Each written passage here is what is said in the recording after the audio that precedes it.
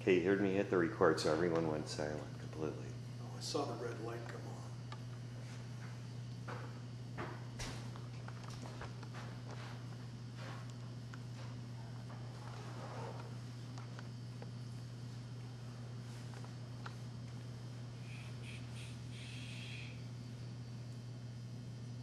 You're on full screen now. You're not recording. Oh, yes. Are you really? Yes. We have to test it. You gotta raise it up.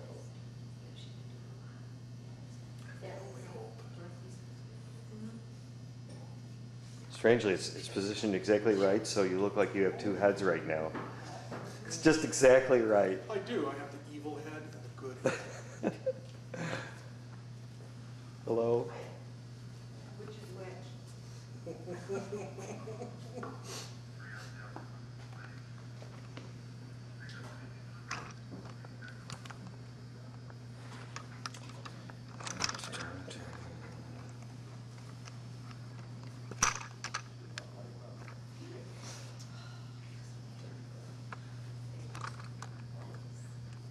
This goes out one more, yeah.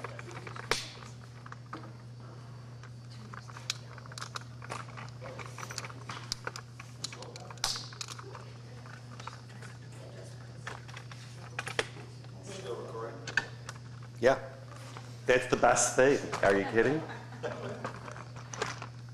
That I did on purpose.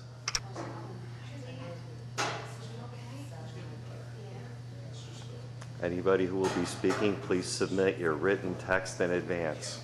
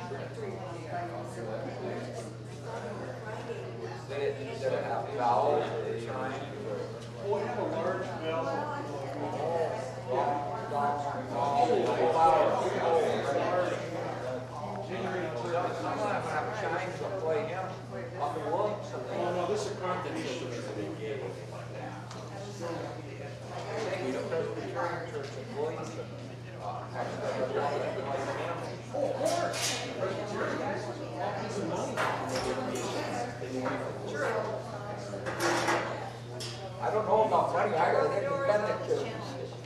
I belong to the Pentecostal church. The fourth church. There's nothing in the book that says you have to well, in the New Testament. The Old Testament, you've got to build everything with stone.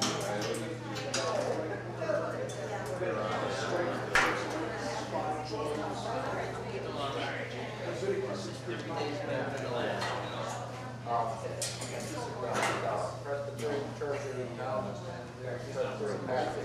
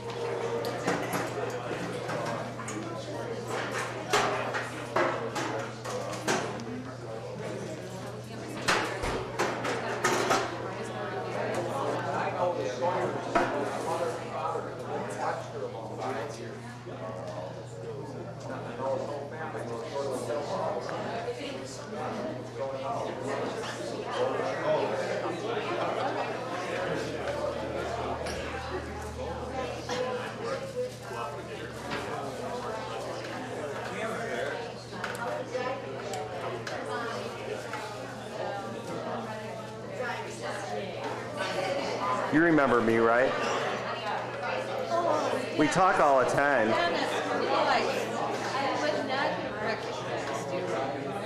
I got you. I'm shooting you right now, so watch out. Hi, you guys. How are you? I didn't see ya. I'm sorry. Oh gosh, yes. It comes from the high voltage, from the electricity. I used to have straight hair, but with the electricity, it's... Oh yeah, it's always been on the frizzy side even. Hmm? Yes. Yeah, but being a winter and everything. You know how long it was? I do. Coming home, lightning was crashing on the cars. We were in the boat down the cabin. Yes, I do. I remember stopping over the place and getting some fish on our way out somewhere. That's, I think, the last time I saw you. Yeah, yeah. My wife? Or my wife right there?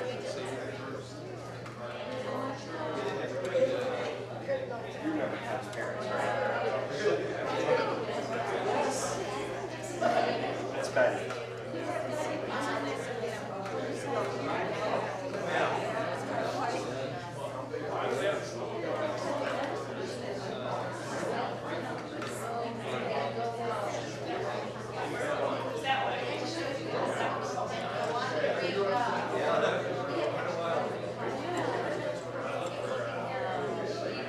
I missed our whole conversation. I had it pointed the other way. Oh, it's fine.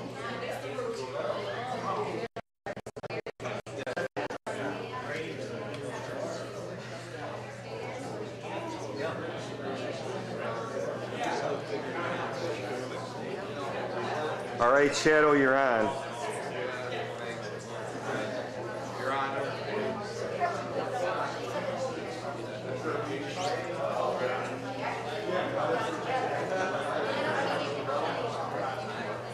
I'm Tim McCarthy. I'm Gary Strauss. Oldest Strauss. I used to go to your house. What? Yeah. A long time. I gotta get stuff out.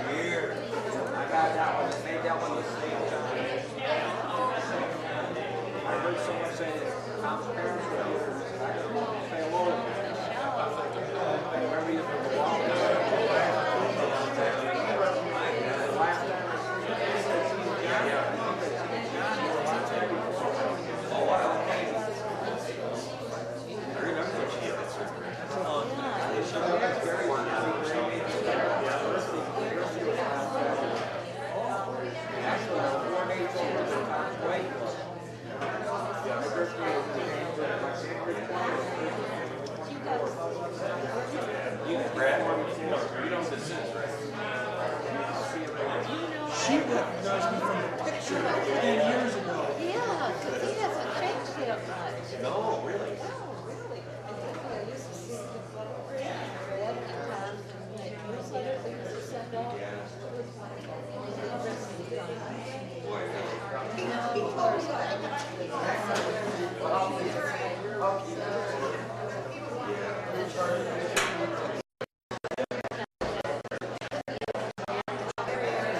Hi, folks. Hi. Sorry for the late start. I've got a truckload of food out here. Could I get 3 or 4 hands to help me carry it in?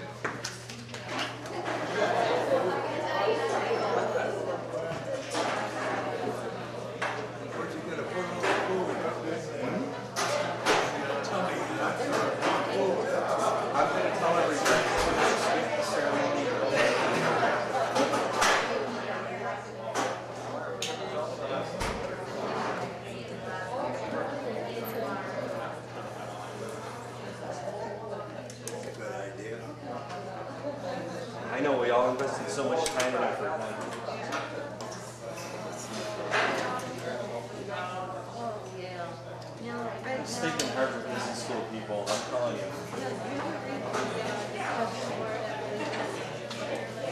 The sellers. Nope.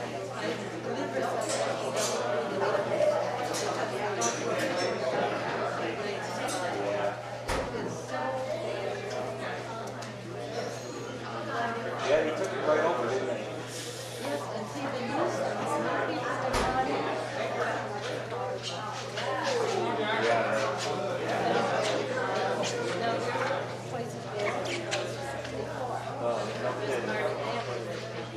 Like at least it was, the other ones are checking in like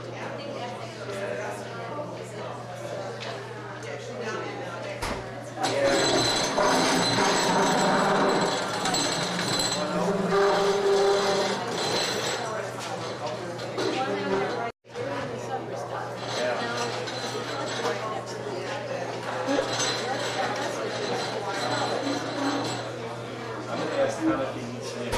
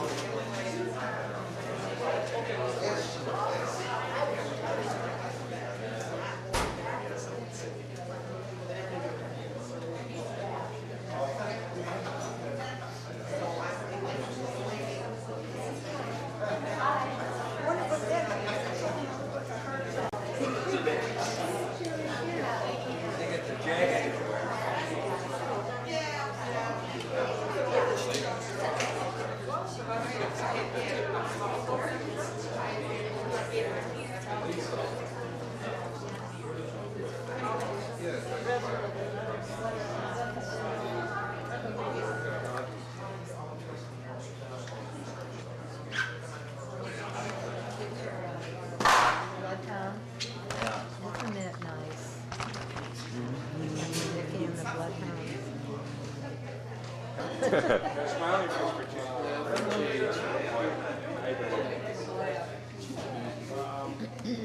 Gotta go work. Or not. You're all dressed up. Well, it's a day for it. How you doing? Good. Everything's fine. Get your mess cleaned up in the basement? Yep. Not yet. John was working on it. Well, we got the water, and he's putting a new pipe down. I tell. Did Okay. you have a chance to meet this gentleman here? Oh, yeah. He'll tell you about it. She I recognized recognize it. Picture from back when you had the newsletter I was when I held the door open. from Interlock. Remember the newsletter, you and Dick and Brad? Sure. And I turned around and looked twice. Are you I was worried she was Brad? talking about the post office. Well, I couldn't believe it. you don't have to worry about that just yet.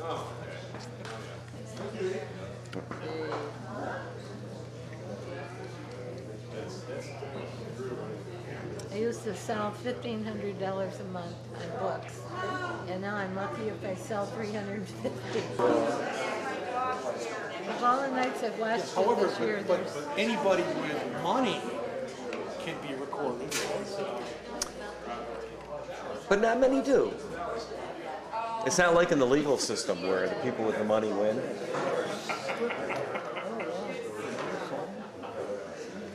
great big one. This long. We have a little one.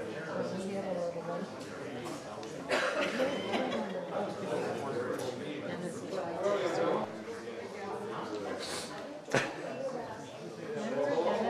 This is Dennis Drew. I heard Dennis came to our house. What? Yeah. Dennis? Oh. Oh, better erase it. I'm gonna have a close up. They actually shoot Tom out there. It's Andy, Shadow's wife. Shadow is that guy right there. They're friends. Yeah, they're friends of Tom's and Niki's. Yeah, they're from like around here.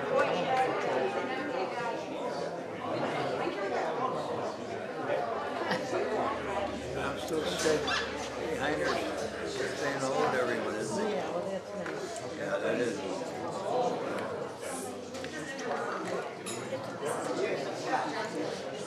Tom's hugging somebody right now. Tom's hugging somebody.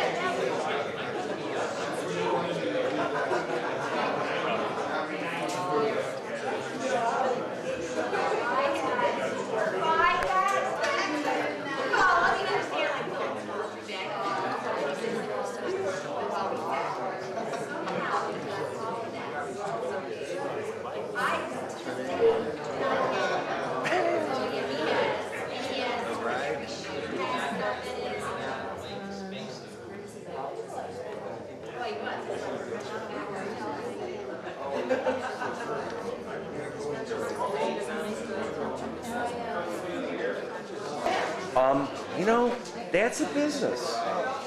Really. I see there's another one.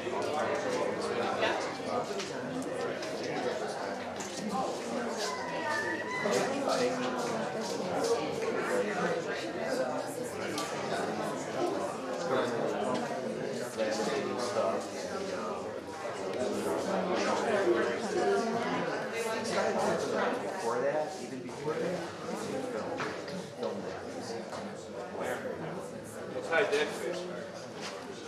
but that could be a business. One of the hardest things is getting a good front panel. So what do you think? Special effects? No. No, I look strange enough with that. Okay. Well, this is totally informal, so I'm probably going to make a lot of mistakes, and probably everyone is, so don't worry about it. We're all family here as far as I'm concerned. Obviously, I thank everyone for coming. It's nice. It's nice to see. There's a lot of people who wanted to be here, but couldn't be. Nikki's dad called, and he had his airline ticket in hand, and he come down with a real bad cold, and his doctor, at his age, 89 years old, told him it's probably insurance. So he felt bad about it, but he let me know. And Nikki's daughter's, her son in New Zealand, distance, time, money. But we are recording this, and I'm going to make this available on the internet. I have a website set up for Niki called nikisawyer.com, and we'll be publishing a lot of information there. She led a pretty amazing life, and she did some amazing things that I think people would like to know about. And on the very last day of her life, she did some extraordinary things that I think everyone needs to know about, because I certainly learned a lot. I'm going to share a little bit with you. We had planned to broadcast this over the internet, but that's not going to work, so more on this later. So here we are. We all feel traumatized by this in some way. Sudden death, you're never really prepared for it, no matter what. And the suddenness, it kind of amplifies everything that happens. It's a sense of loss. And everyone's different. Every person has special gifts, has special talents. When someone passes on, we feel something different, everyone. We each measure the loss in our own way. So for some of us, the sense of loss is very profound. For me, it's beyond words. One of the things that makes Niki's passing so difficult for me is that she was so many things to so many people. I look at this group of people, and I know how Niki was involved with most of you, but the way she touched so many lives was just beyond my ability to measure. There's probably 100 people I should have already called and told about this, and I didn't because I don't even know who they are. And I'm sure I'll be not hearing about that for months to come. But she was a wife, she was a mother, but she was also a teacher. She was an amazing source of knowledge. Even veteran farmers would come to Niki to get advice when they had problems they couldn't solve. And she wasn't above learning new things. A couple of you folks taught her a lot. She really appreciated that. Niki was a safe place for a lot of people. She guided people through rough times, and she was a source of inspiration. People admired her for her skills, and she inspired other people to take the plunge and learn new things, go to college, get a job, do things that people would consider to be crazy, but that she loved to do and that she taught other people to love to do. And for others, Niki was a complete mystery. They never really quite knew what to make of her. She was unlike anyone they'd ever known. She was unlike anyone they really loved.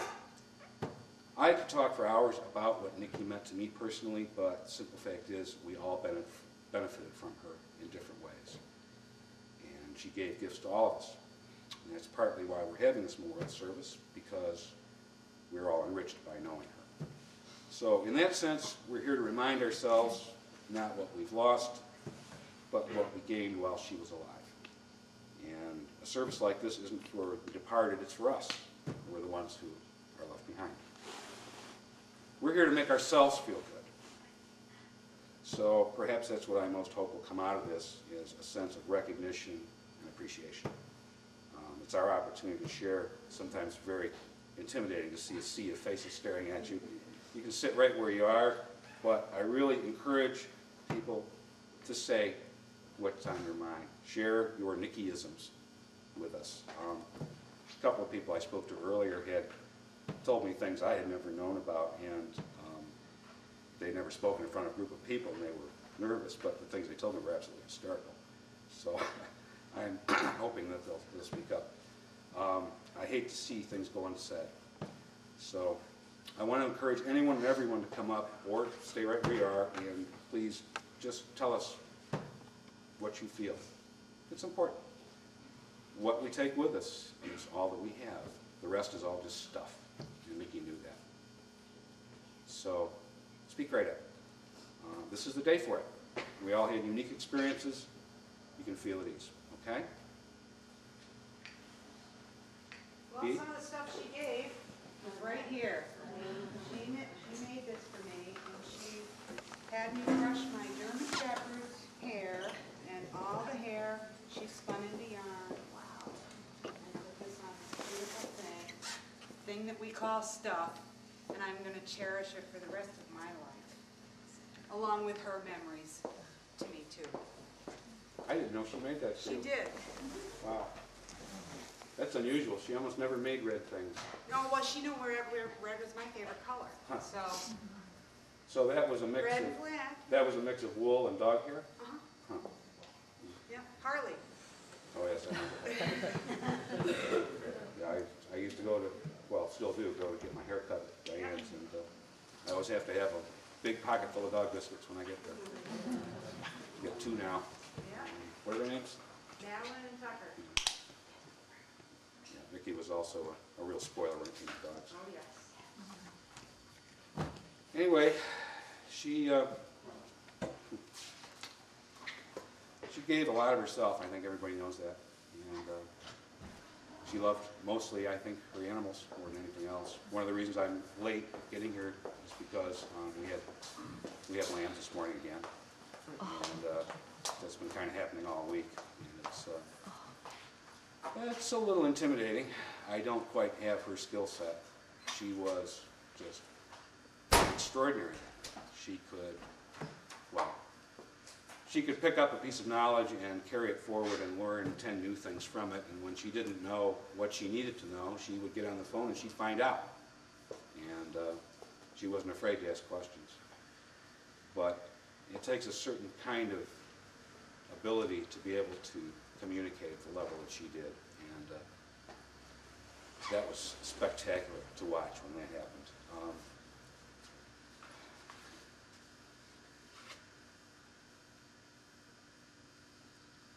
She made, I'm going to read a little of this because I wrote this last night when it was fresh in my mind.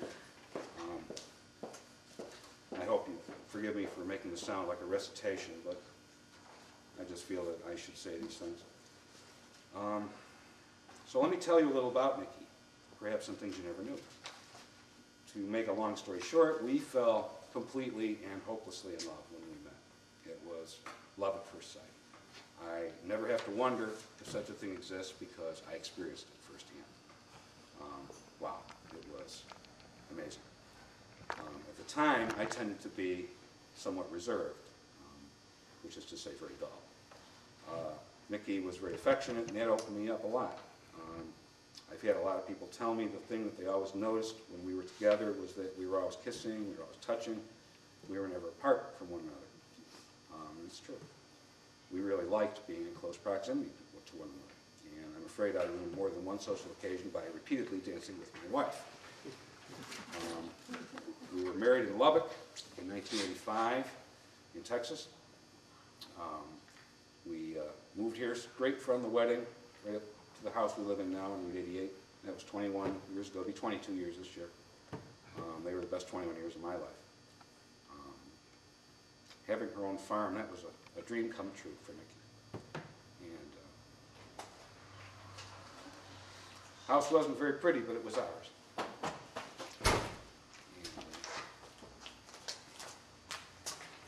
She had an uncanny gift for making things feel good, people, animals, and it was especially true of animals. Her animal knowledge was, as I mentioned, extensive, but her ability to communicate with animals on the farm and in the wild, that was the stuff of movies. I mean, I've never seen anything like it. I remember we'd go to county fairs, and she'd walk up to animals she'd never seen before, like a camel, or a llama, or a badger, and start talking to it as if she'd known it all its life, and the animal would stop whatever he was doing and listen. And sometimes we'd walk around, and the animals would follow her as she walked, and when we finally walked away, the animal, whatever it was, it would stand there and watch her leave, and sometimes it would stomp its foot. I mean, it wanted her to be there. She could walk out in the yard and start talking to a bird in a tree, and after a while, she'd go like this, and she'd keep talking, and she'd start telling the bird how silly it was, and pretty soon that bird would fly down and land right in her finger. And she'd say, "What a silly bird you are." And then she'd put it on her head. And if there was another one around, then she'd do the same thing, and if that second bird saw the first one, they'd know it was okay. So pretty soon she'd be covered with birds. I wish I had a picture. You never have a camera when you want one, you know. But they seemed to prefer her company, and she seemed to prefer theirs. One of the things not many people know about Niki was that she worked for several years in the Lubbock Humane Society. She was responsible for putting animals to sleep, and she did it impeccably, without pain. She personally put down over 5,000 animals. A good number of them were beautiful, perfect dogs and cats. They lacked nothing more than an owner, and it would break her heart to put them down, but she'd do it. And she would mourn them each time. So she got to see the bad side of people and learn to appreciate animal innocence. And I think that's part of why she was able to connect with them. When she expressed an interest in raising sheep, we started out with 8 black Welsh mountain sheep. Now we have about 90 on the farm, and as sheep goes, it's a pretty respectable flock. But I have to tell you in all honesty that Niki not only knew every single one of those sheep by name and had a friendly, personal relationship with each one of them, but she would conduct conversations with particular animals, and by God, they listened to her. And every once in a while, they would actually talk back to her. They would utter sounds that they would not make under any other circumstances. It was the damnedest thing. Like I say, you never had a camel when you want one. She was particularly good with lambs and the birthing process. They cuddled with her. And she'd hand it to me, and of course it would immediately start squawking. You know, they wanted to be with her. But, now I seem to have a little bit more affinity for her than I once did. It's hard to say how much of someone you carry forward, but you do your impeccable best, and that's the best you can do.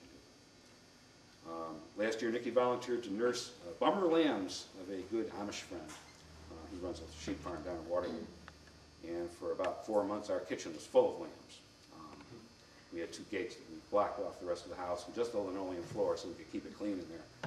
But it was something. She gave them this and that and this and that. And she saved 95% of it. And that's as compared to the normal 10% survival rate. So she was doing something right.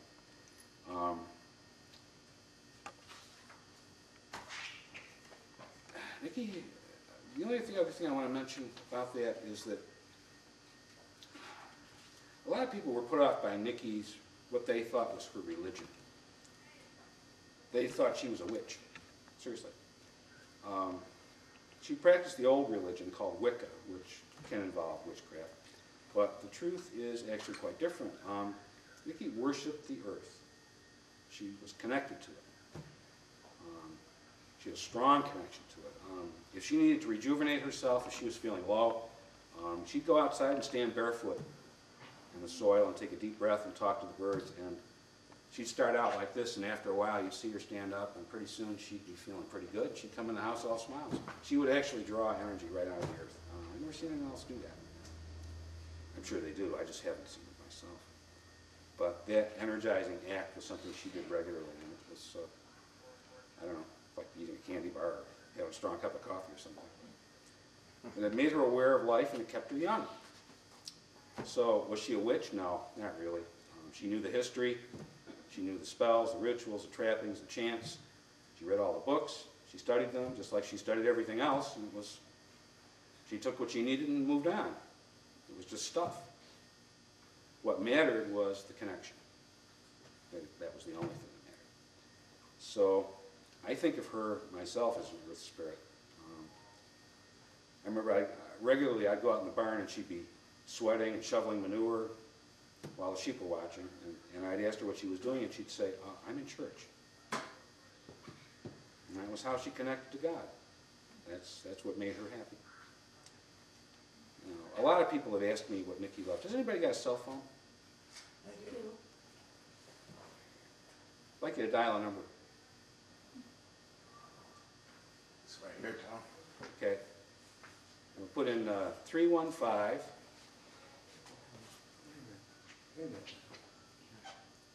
730 4960. I inherited Niki's cell phone.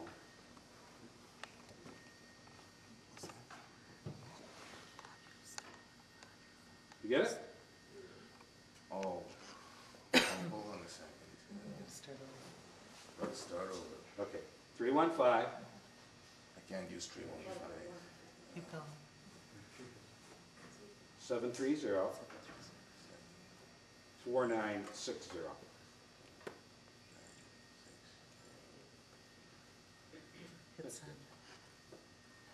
Dial? Yeah? The thing she loved most was being in the grocery store and having me give her a phone call. Oh, see. That was a big deal. Can't do it in Did it work out? No, sir. here. No, sit not in here. You got no serve? That figures.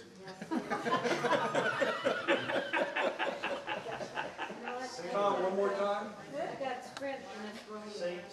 315 730 4960.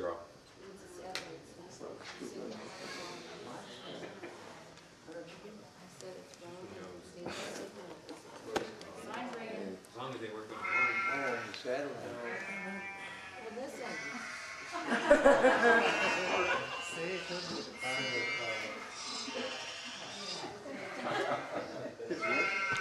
When you're in a grocery store and this goes off, it's pretty funny.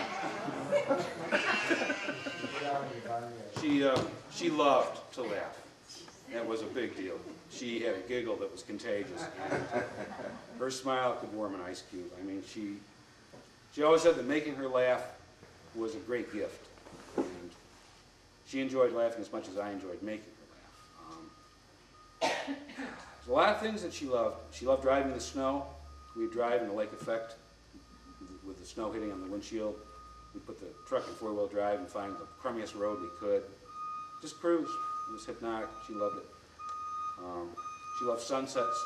We'd go to Quebec every year for, I don't know, almost 20 years in a row. We went up all the way up to Quebec, stayed a couple, 3 weeks each year. And every night we'd drive the boat out in the middle of the lake and take pictures of sunsets. We've got a couple thousand pictures of sunsets at home. So I don't know what I'm going to do with them all. But, she loved trees, mosses, lichens, mushrooms, anything that grew. She had a way of connecting with those things too. She knew all the botanical names, but mainly she just saw them as very special life forms. She especially liked lichens and mushrooms. She could make dyes out of them, and just all kinds of things I never even knew you could make out of that stuff. And occasionally she'd find remedies that hadn't been done before. She loved healing and treating diseases and injuries. She was a walking encyclopedia. She loved knitting, spinning, working with fiber, as Diane showed you. She's quite good at it. She's got about 10 unfinished projects at home. I don't know what I'm going to do with them. But even her teachers were amazed at how good she was. Because you reach a certain skill level, and typically that's about as far as you can go with it. But she could do things unconsciously. She could sit, it was the damnedest thing. She would sit there and carry on a conversation with someone, looking you right in the eye and going like this. And after about 5 minutes, there'd be a finished sock. You know, I mean, have you ever tried to knit a sock? It's like 5 or 6 needles. I don't know. I couldn't ever do it. She loved strange things. She loved spiders. She talked to spiders just like she talked to sheep or dogs or cats or anyone else, and they listened too.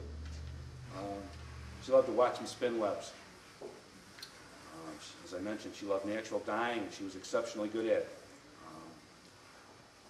Towards the end of her life, she was trying new dyes and came up with beautiful stuff that's never been done before. I got a whole kitchen full of it. I'm going to sell some of that on eBay shortly. We had a website that I had just set up for her called spinnergy.net. She was really looking forward to getting into that. She liked long walks in the woods. She liked music, art, especially sheep art. Oh, and by the way, I'm going to be posting her sheep art collection on the website. Almost 10,000 images of sheep art collected over a 10-year period.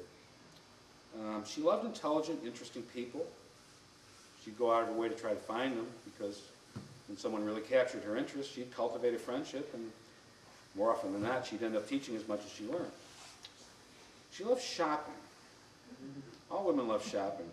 Niki was especially good at manifesting what she wanted and finding them at garage sales, Salvation Army. She'd regularly come home wearing a brand new outfit that looked like it cost $500, and I'd say, wow, you look really nice, and she'd, 75 cents. And finally, Niki loved me. She gave me her unconditional love, and she always supported my decisions, and she always had my back covered, and that's a lot. I don't think it gets much better than that. Towards the end of her life, she started to experience a very debilitating and constant pain in her hands. She was always pushing herself beyond her limits, and that was particularly frustrating for someone who does all the things she does and lives on a farm. But she didn't let it keep her down. She learned to ask for help. That's a hard thing for someone to do. She knew herself real well. She knew what she wanted. She would settle for nothing less. She could be demanding. She could be right in your face if you weren't careful. And she didn't mind. And she figured you wouldn't mind, because being honest was what it was all about. She just didn't have time for baloney.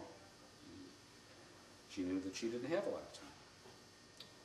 So she kind of had a confidence that inspired people. And people respected her for it. But even though her handicap made her impatient, there was also a very constructive side to it, because when she got an idea in her head, it usually meant one of two things. Either A, she wanted it done right now, or B, she was going to do it herself right now, no matter what. Either way, it got done. So we tended to be a very efficient household, if not always well organized. But her impatience never really manifested itself as judgmental. She was not someone who put herself above other people and judged them. She listened. She was an excellent listener. She had a pet expression for occasions when a friend or a student or family would tell her all about why they couldn't do whatever it was. She would say, argue for your limitations, and you get to keep them. If you asked Niki how she was, more often than not, she'd say overworked and underpaid. It was her way of saying that she wished there were more people like her, and I agree. She sometimes had trouble making and keeping friends, but she wasn't going to change to suit them. So I think she appreciated my support when that happened. A lot of times people would do work for Niki in one capacity or another, and she'd go out of her way to let them know how much she appreciated their efforts on her behalf. And her maxims was, appreciation is the lubrication of life. She practiced what she preached. And not surprisingly, people responded to it. Not because it was said, but because she really meant it. She could be very disarming. She might suddenly look you in the eye and ask, what are you thinking? And if you're like me, you might respond by saying, or something equally profound.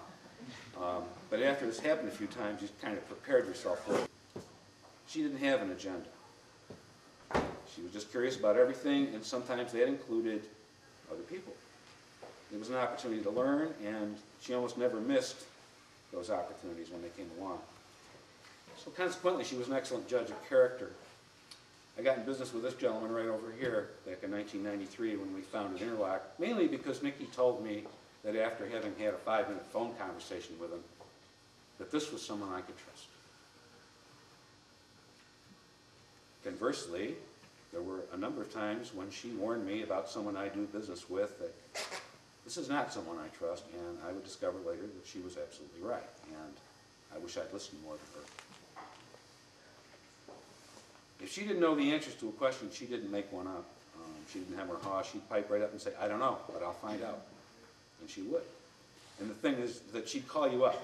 She'd wait sometimes weeks or months, and she'd call you up and she'd get you the answer to your question. That really impressed me. I'm going to wrap this up because so much I want to say about Niki is so personal that I don't think I can really say it publicly. I wrote her a letter, and I'm going to publish it on the website so that people can read it. I think I'd probably just turn into a blubbering puddle if I tried to do it now. But I was asked by someone who was very dear to me, who read it and said that everyone should have the opportunity to see it. I hope this wasn't too long. It's sometimes hard to know how much is too much. I could go on for a long time telling you how her passing has affected me. But as she was fond of saying, self-pity is the most pernicious of vices. So more than anything else, Niki was best at uttering 3 little words, which were, I love you. She said it more than anyone I've ever known. She said it not only to me, but to everybody. I mean, that made sense, right? You love someone, you tell them. It's simple. You asked her, you're being polite. You felt loved when she told you. She knew that what mattered most were the feelings we take with us. And as I said before, the rest was all just stuff. Life was what was important. Her favorite poem was one you might know. It's called Vagabond House by Don Blanding. I'm going to put a copy of that up on the website too. It's quite a poem. It's way too long to recite here. But I am going to read you the last stanza because I think it's a good way to close this eulogy. I'll go, and my house will fall away, while the mice by night and the moths by day will nibble the covers off all of my books, and the spiders weave in the shadowed nooks. And my dogs, I'll see that they have a home, while I follow the sun, while I drift and I roam, to the ends of the earth like a chip on the stream, like a straw on the wind, like a vagrant dream.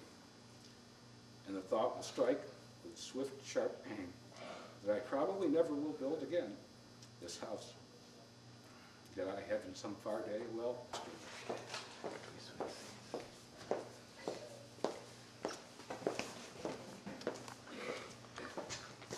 I am very jealous of your shawl. Mother had offered to make me a pair of slippers out of dog fur, and I thought, geez, you know, my feet are wet a lot of the time. I really don't want to be smelling wet dog fur, so I kind of turned her down on that one. I am sporting her dress. I hope I do it justice. First of all, I would like to thank all of you for coming, for your support of Uncle Tom and your love and appreciation of my mother. Niki was a wonderful friend to many of us. She was my mother's best friend for many years. That's how I came to know her. I was sent to live with her when I was 14. I loved the farm and I loved the sanctuary she gave to me. Niki, of course, was not my biological mother, but she was the mother of my soul and of my heart. She was the mother of what was inside of me.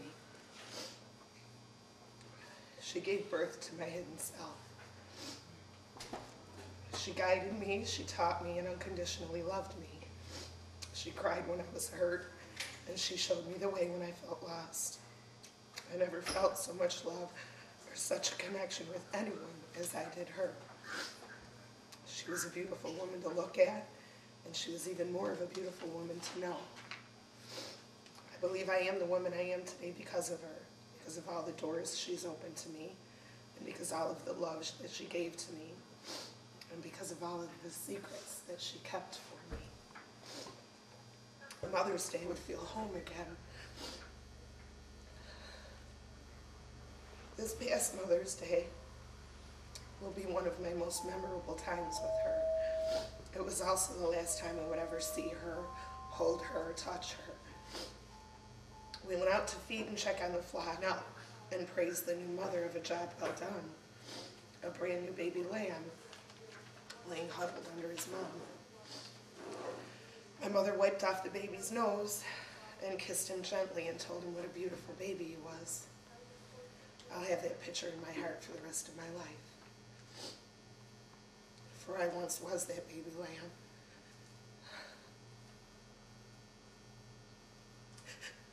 Waiting for her to find me.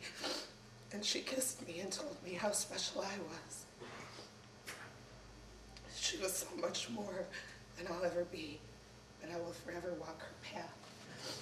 I love you, frantic mother.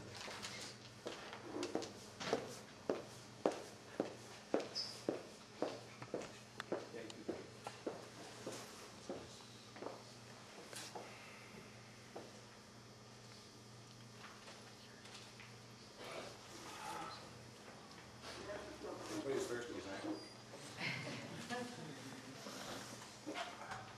Well, refrigerator for your food stuff. I'll put up your stuff. And give me yours.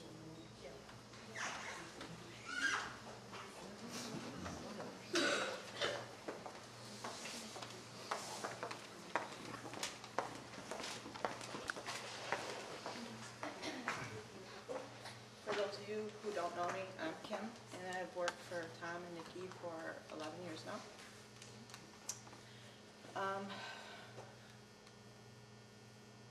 Most of you probably know this. Nikki had the sweetest smile, sweetest voice, and the sweetest soul.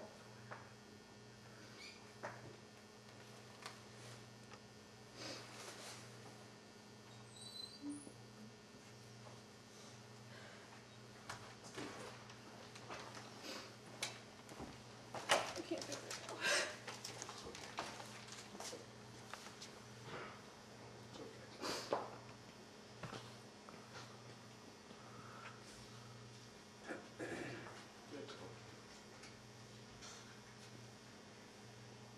That's what you feel. Okay? You never ever have to apologize for that.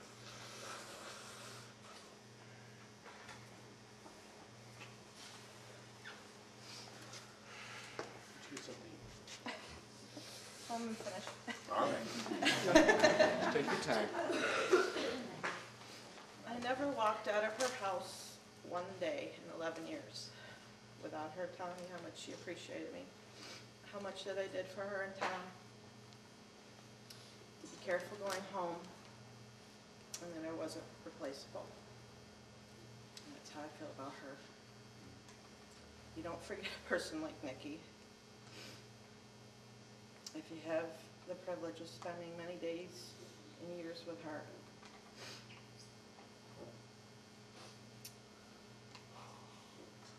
I'm just going to read this poem that I found that reminds me of Nikki. Some people come into our lives and go, and quickly go. Some people move our souls to dance. They awaken us to a new understanding with the passing whisper of their wisdom. Some people make the sky more beautiful to gaze upon.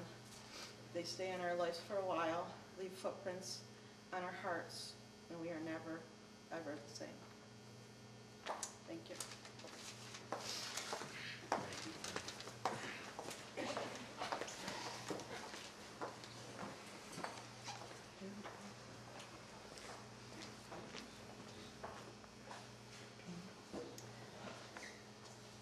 Candy, and Niki would give me books when I voiced an interest in a topic. And in one of her books, I found this poem and would share it with you now. River horses. Past wooded hill and garden plain, the river races towards the sea, joined here and there along its course by other rivers, wild and free. But just above the old stone bridge, their waters break in mad stampede. They lunge, they dash, they wildly shoot forth spumes of icy spray. In swift abandon, thus they came, on waves of lightning speed, until harness of the water falls.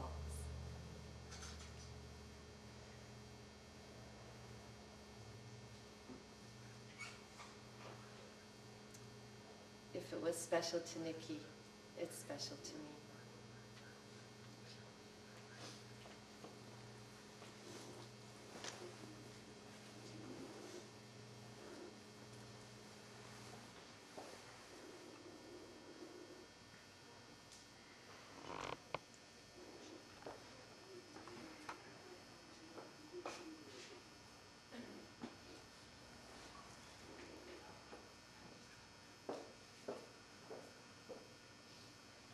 Well, as I said at the beginning, this is very informal.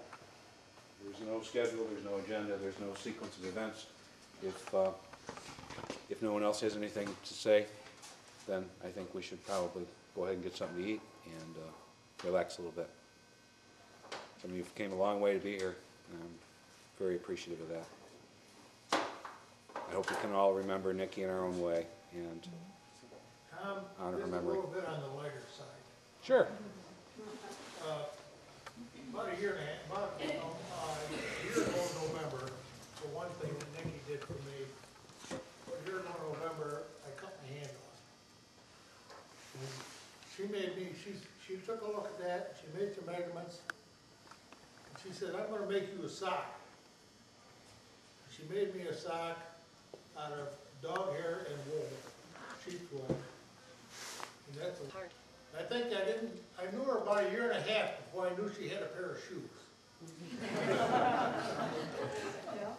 And she called me, I got a farm up north of the road there, and she said to me, she said, you got any rocks? I said, yeah, I'm gonna pick some rocks off the field in a couple of days. She says, can I have them? So I wanna make a rock garden. Okay. I got a wagon load and I took them down and I started throwing them off the wagon. She come rolling out of the house. She said, wait a minute. I says, what's the matter? She says, you're bruising the rocks. I had to pick them off one at a time and lay them on the ground. She didn't want them rocks bruised. Sounds like Niki.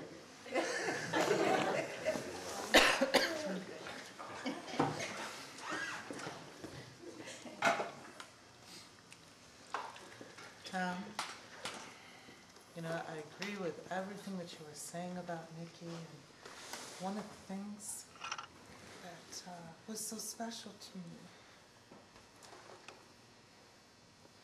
she loved biology. Yes. And we used to have some of the best conversations. She loved diseases of all things. I mean, it was like her hobby, find out about every new disease coming down the pike. And we used to sit at the kitchen table and we would discuss kuru, discuss bovine spongiform encephalitis. Yeah, if you were in law enforcement and you were to go in and look at her library, you'd wonder where she was keeping the bodies. I mean, there were books in there called Poisoning, you know. Little light reading before bedtime, you know. Well, you know, I always appreciated her because at the time I became one of her students, although I've known her for, gosh, 30 years,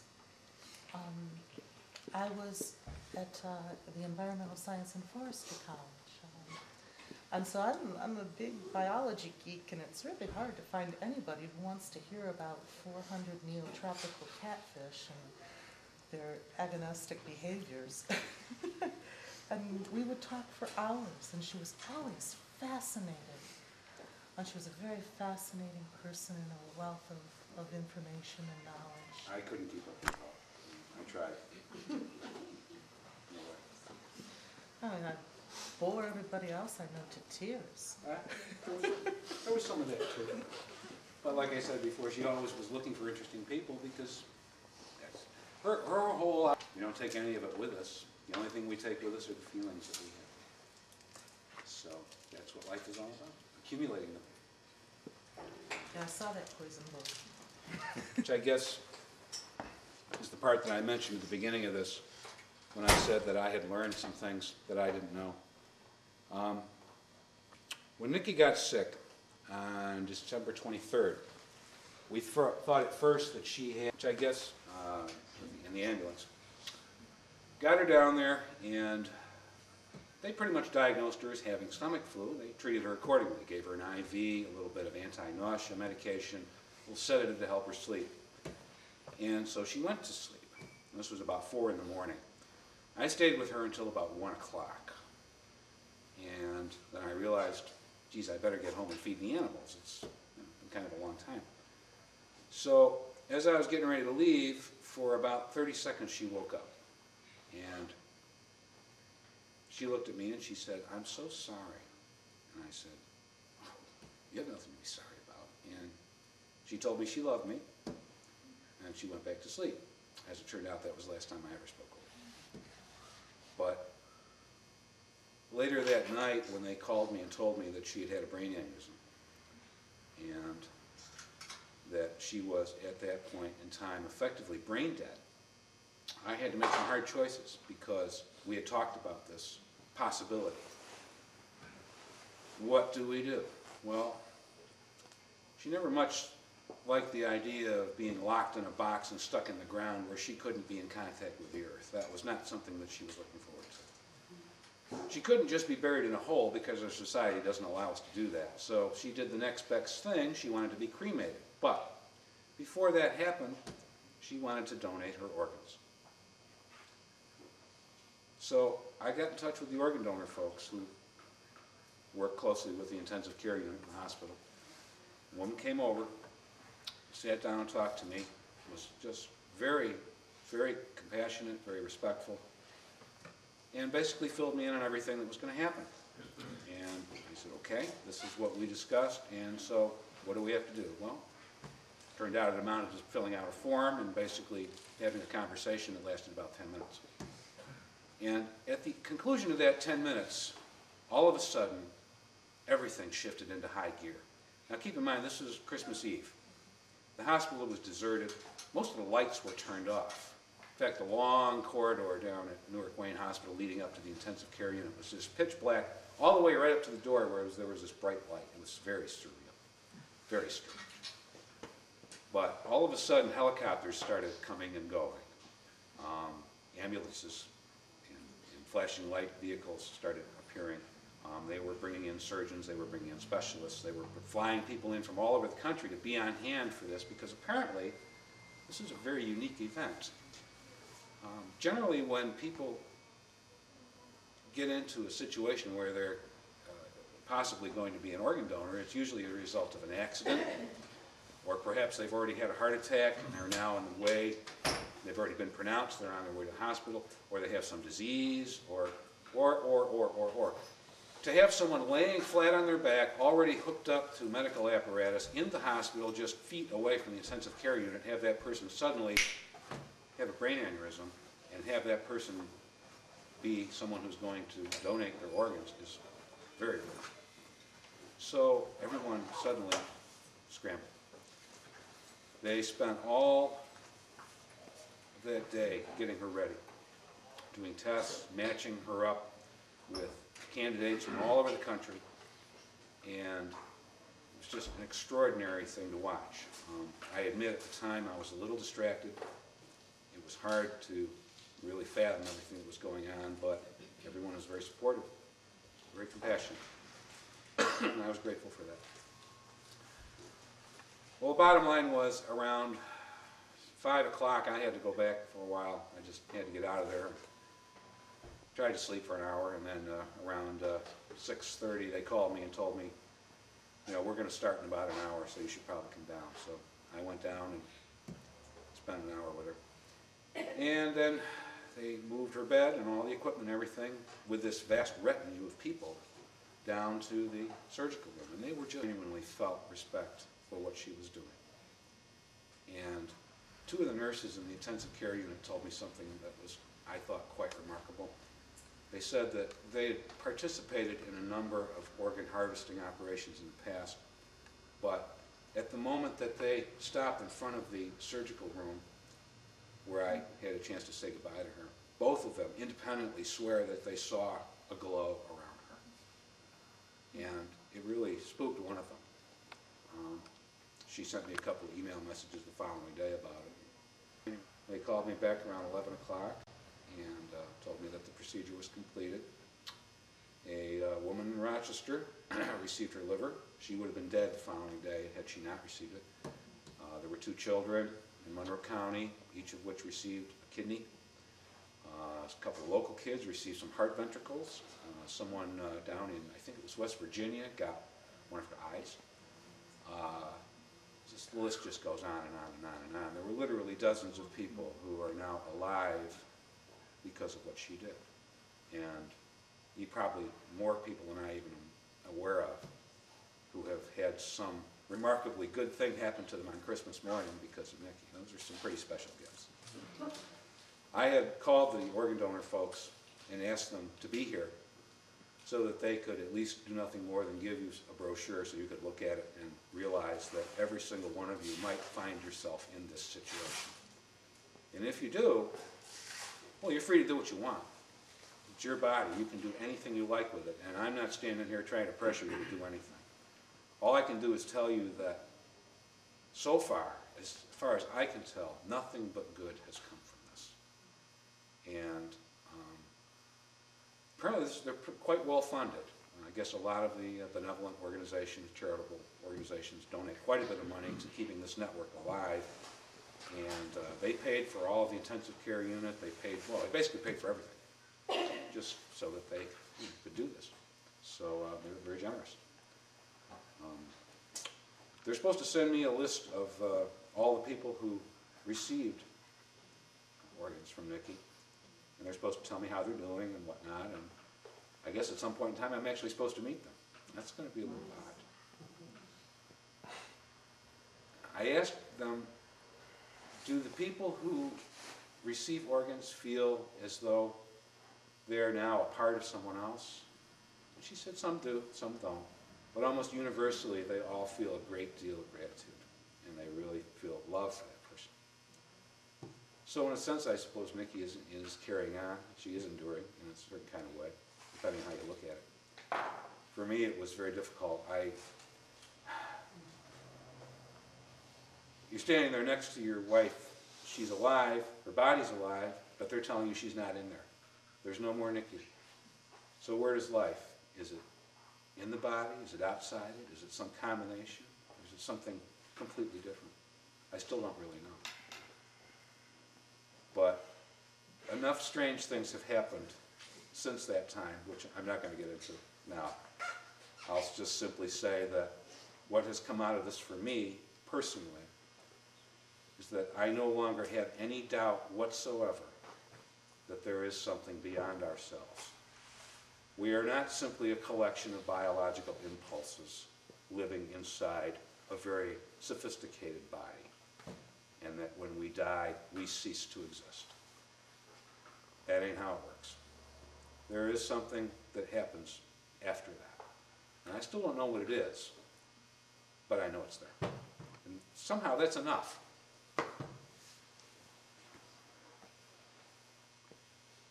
That's, I guess, is about all I can say about it.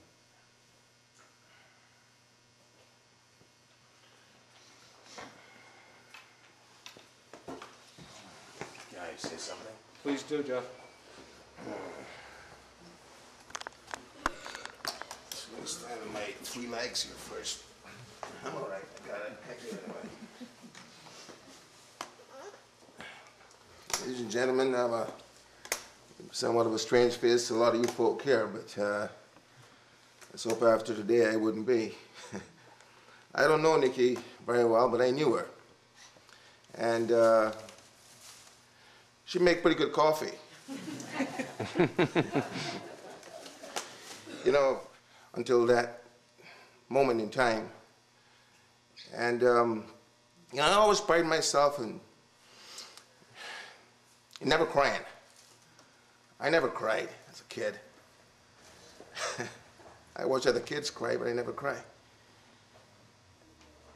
I don't know, maybe I'm getting soft.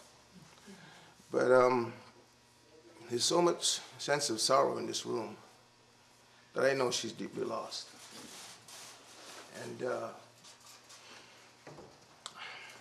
you know, I'm thinking a few days before I got that traumatizing news, she came to see us. Niki would always, sometimes would pick the phone up and I would recognize her voice immediately. And I would say to her, how you doing? And she would always say, I'm overworking, underpaid. And, you know, I never really understood what that means. I thought she was just, you know, kind of feeling a little bit bitter about the fact is that she wasn't fully rewarded for her efforts.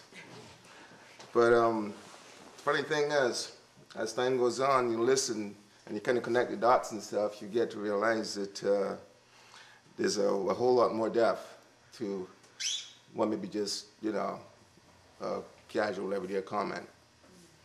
But I must say, I didn't know her very well, but I knew her.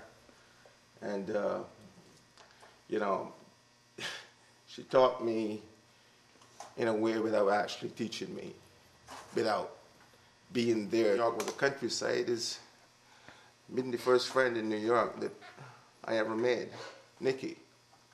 I drove to Newark with my wife, Michelle, and I see all these trees and these farmhouses and this open space land, and it was amazing. And I'll always remember that.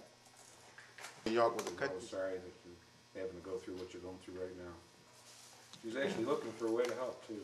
So I'll see what's in her book. You were very much on her mind. I miss her too, Tom.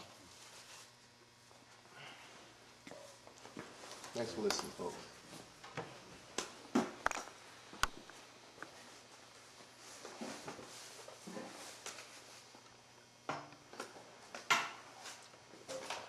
I was very proud of her at many levels. There were always new things that I was discovering about her that gave me more reason to feel that way. I don't know. I think that everyone has their own way of dealing with grief. For me, it's still a kind of a long, surrealistic nightmare that hasn't really resolved itself yet. And I'm sure that'll be going on for a long time. I met with my physician yesterday. I was a little dizzy. He gave me something to help with that. And he had lost his wife a few years back, and he said, I didn't know that at the time, but he'd said a couple things to me. One of them was, he said, you know, what's going to happen to you now is that you're going to be surrounded by your family and your friends, and they're going to be there, they're going to be supportive, they're going to express their condolences, they're going to try to help you get through this. But the fact of the matter is that, you know, after a couple, 3 months, what's going to happen is that people are going to get on with their lives. And, you know, you have to kind of understand that this is the way it works.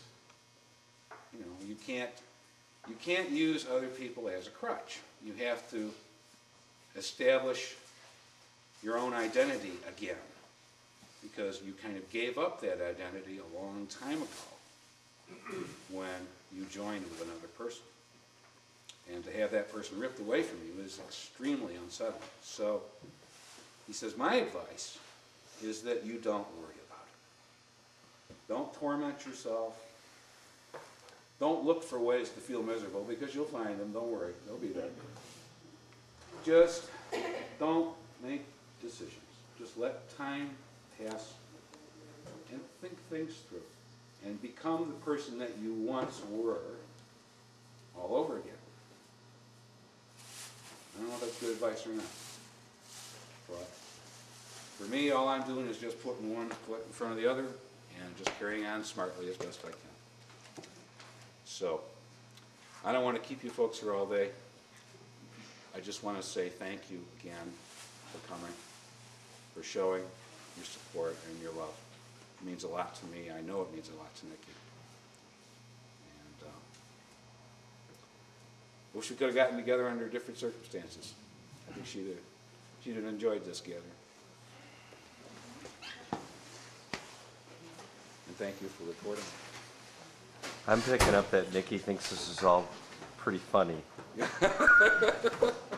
You might be right.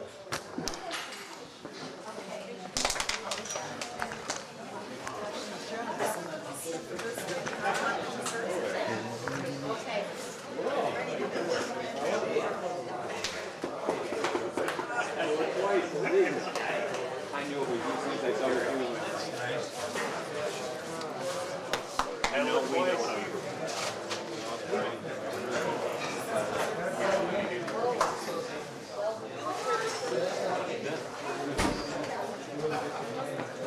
We never got the answer.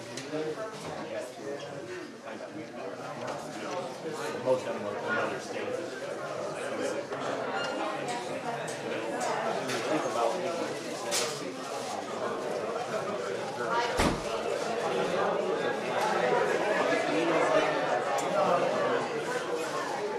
Do you do weddings? Huh? I'm gonna tell you about that.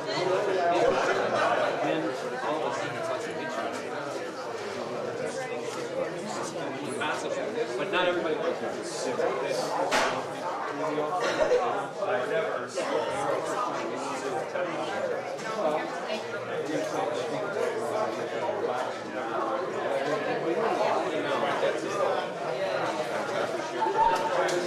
I feel a lot better. Just like you.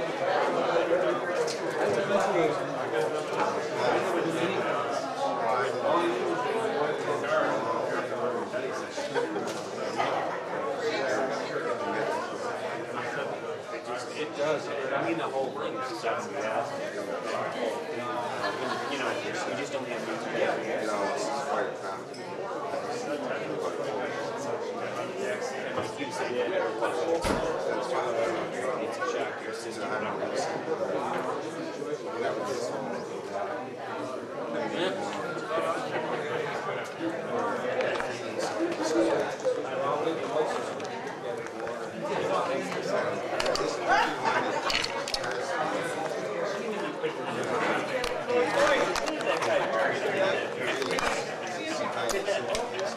I saw you through the window and I said, Good, good. I got everything cleaned up, but just pretty horrible timing. that's a bad thing now that I know you do plumbing. Well, You gotta come all the way down to my house. Is that your other brother? This is my cousin, Judy. I was going to say, it's Gary. Yep. I know him. Good. I'm doing good. I'm waiting to see John there.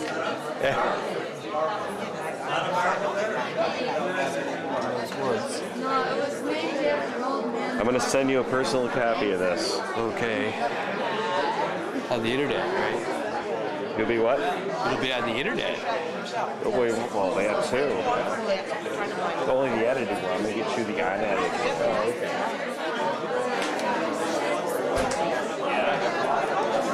Look at all that food. I'm going to go shoot the food now for a while.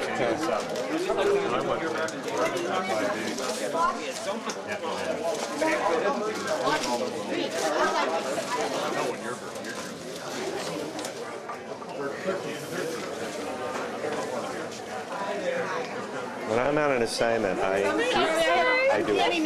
That's okay. As you well know, I do my job. Just getting started.